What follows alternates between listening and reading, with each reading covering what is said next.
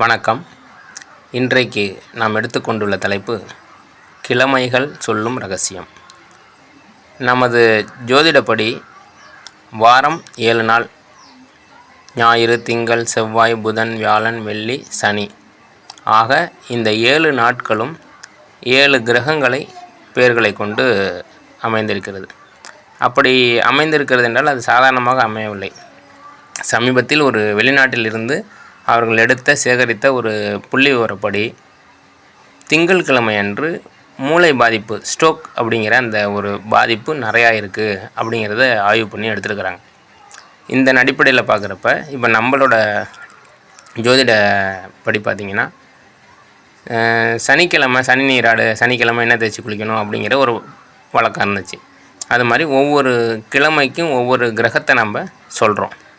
நம்ம கிரகத்துக்குரிய தானியங்களை அன்றைக்கி நம்ம எடுத்துக்கிட்டோம்னா அந்தந்த வியாதிகள் அதுலேருந்தும் நம்ம தப்பிக்க முடியும். அது மட்டும் இல்லாமல் அந்த கிரகங்களுடைய நல்ல பண்பு, நல்ல பலன்களை நம்ம அடைய முடியும், நமக்கு எடுத்துக்க முடியும் அப்படிங்கிறது நம்ம ஒரு உண்மையை நம்ம தெரிஞ்சுக்கணும். இப்படி இந்த கிழமைகள், அந்த கிழமைக்கு என்ன செய்யணும், என்ன கடவுள் வழிபடணும், என்ன தானியம், அதாவது நவகிரகங்களில் எந்த கிரகத்துக்குரிய கிரகமோ அதுக்குரிய தானியங்கள் எடுத்துக்கிறது, அந்த எண்ணெய்களை சேர்த்துக்கிறது, இப்படி செய்கிறப்போ நமக்கு நல்ல பலன்கள் கிடைக்கும் அப்படிங்கிறது தான் இந்த ஒரு கிழமைகள் சொல்லும் ரகசியம் அப்படிங்கிறது. நிறைய ஆய்வுகள் மேலைநாடுகளில் இப்போ தான் இந்த விஷயத்தெல்லாம் தெரிஞ்சிருக்காங்களே.